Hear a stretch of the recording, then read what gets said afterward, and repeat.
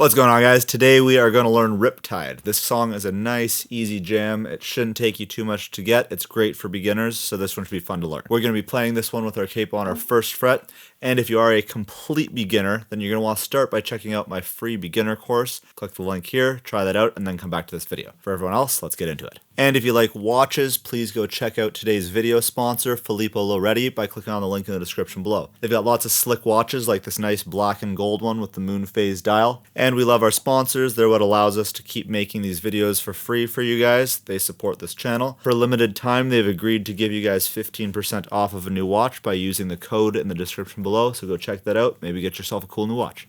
To play the song, we're going to have the same strumming pattern for the entire song and only two slightly different chord progressions. So this one should be really quick to learn, so let's get right into it. So the part that's played in the intro, the verses, and the chorus is going to start on an A minor, and our strumming pattern is going to be...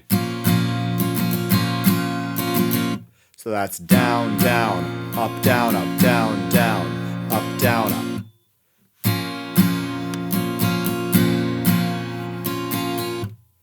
So fast or full speed.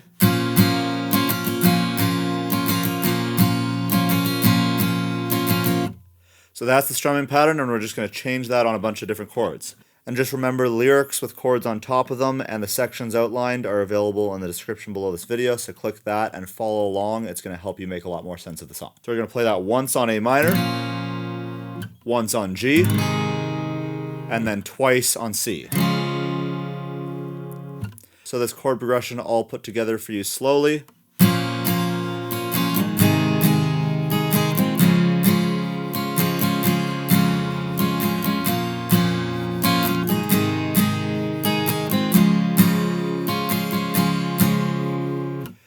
Now, one quick tip to make the sound more like the actual song is that the guitar used is a very high sounding guitar, so if you play and emphasize mostly just the higher strings and don't have too much weight on the lower strings, then you get more of that higher tone.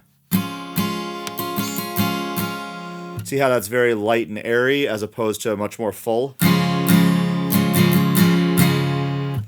But besides that, just play it like I showed you, and that'll probably be the part that works for the intro, verses, and the chorus. And that chorus is going to be a lot easier to play with a cool new watch on your left hand, so please go check out Filippo Loretti in the description below and help support us keep making these videos for free. So then the only part in the song that's going to be any different from that is the bridge, and it's almost identical.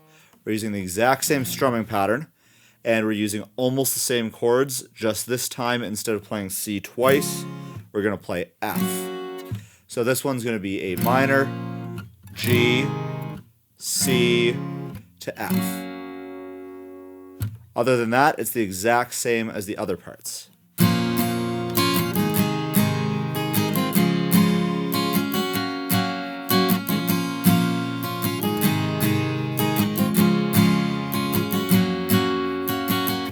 And then to end off the bridge, it's just A minor, G, C, all held for 4 beats. So it's going to end like this.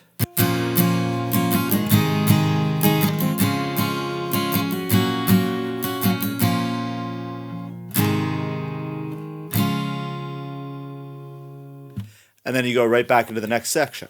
And then the last point worth mentioning to make the sound a little bit better is pay attention to the song and listen to the loud and quiet parts and play louder or softer depending on what the parts in the song.